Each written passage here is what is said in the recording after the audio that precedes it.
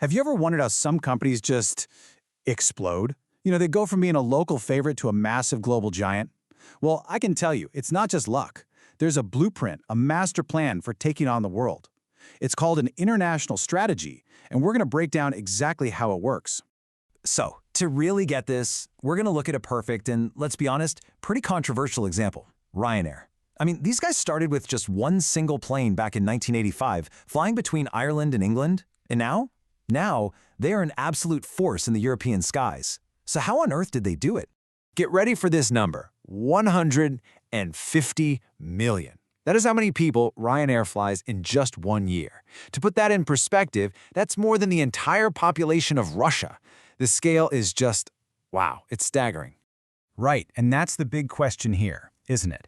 How did they get so huge? I mean, Europe's biggest airline, while also being the cheapest ticket you can find. It's not magic. The answer is all in their strategy, and it is brilliant. Okay, so let's break down that winning formula. We're going to peel back all the layers of their business, and you'll see pretty quickly this was no accident, not at all. It's a super carefully crafted plan, and it all kicks off with one core idea.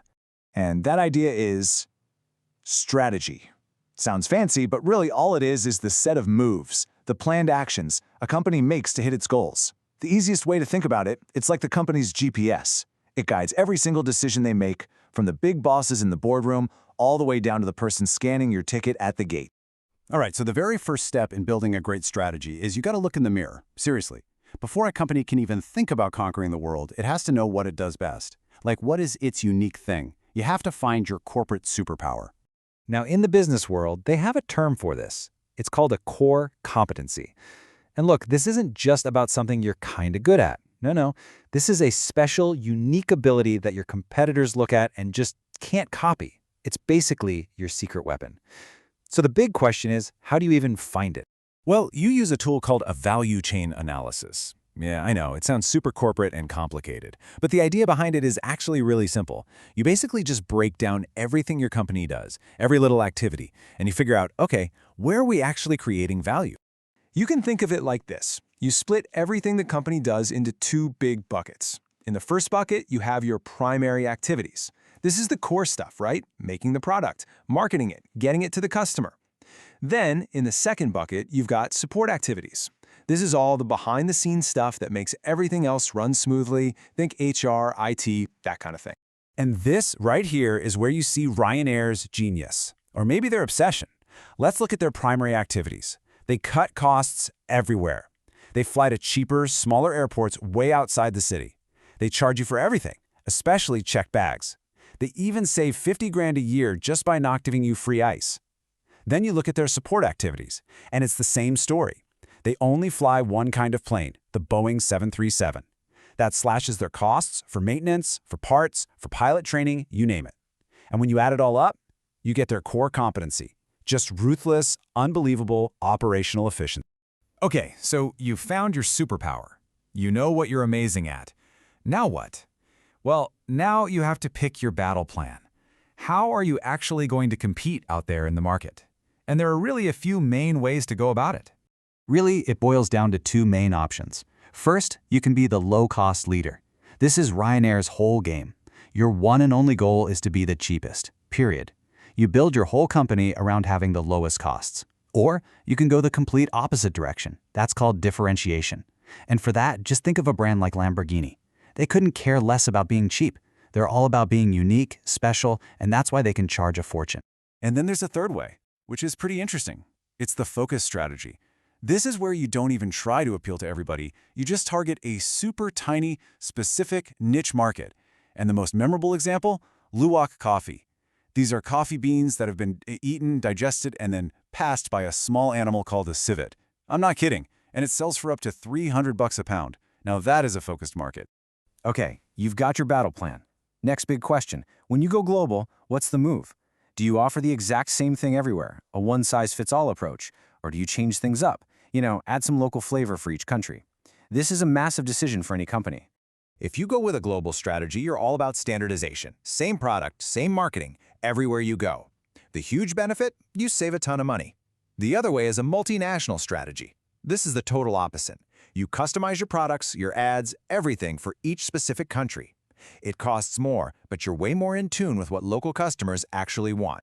And no surprise here, Ryanair is the poster child for a global strategy. A Ryanair flight from Dublin to Rome is pretty much identical to a flight from Krakow to Lisbon. Same plane, same seats, same no-frills service. That absolute consistency is the secret sauce to keeping their costs rock bottom. But here's the thing, a strategy like Ryanair's, it only works because they built the perfect machine to actually run it. And this is so important. You can have the most brilliant strategy in the world written down on paper, but if your company isn't set up to actually do it, it's totally useless. The strategy is the what you're going to do. The organizational structure, that's the how. So what is organizational structure? It's just the way a company divides up all its work and then coordinates it so everyone is pulling in the same direction. It's the internal blueprint, and if you get this part wrong, trust me, even the best strategy on earth is doomed to fail. So, for example, a company that's all about adapting to local markets, that multinational strategy we talked about, they might use something called an international area structure. Basically, they create these little mini companies for each part of the world. The boss of Europe runs Europe, the boss of Asia runs Asia, and so on. This is awesome when you need that local touch, but can you see how it's the exact opposite of what a super lean, standardized company like Ryanair would ever want? Then you've got these other complex setups like the global matrix structure. People sometimes call it the two bosses structure because you might have to report to a product manager and a country manager. It's supposed to help everyone coordinate better, but for a company that is obsessed with speed and efficiency like Ryanair, I mean, you can just imagine what a complicated, slow-moving nightmare that would be. Okay, let's bring it all home. We've talked about finding your superpower, picking your battle plan, and then building the right machine to make it all happen. So what's the big idea? The one thing you need to remember? It's this. Strategy and structure are not separate things. They are two sides of the very same coin. You can't have one without the other. A low-cost, global strategy like Ryanair's absolutely demands a lean, simple, and super efficient structure. If they had a different strategy, they would need a totally different company setup. You need both aligned perfectly if you want to. So next time you grab a coffee, book a flight, even a Ryanair flight, or just use your phone, take a second and think about it. What's the hidden blueprint behind that? What's the combination of strategy and structure that made it possible for that thing to get from somewhere else in the world right into your hands? Because once you start looking for it, I promise you'll start seeing these blueprints everywhere.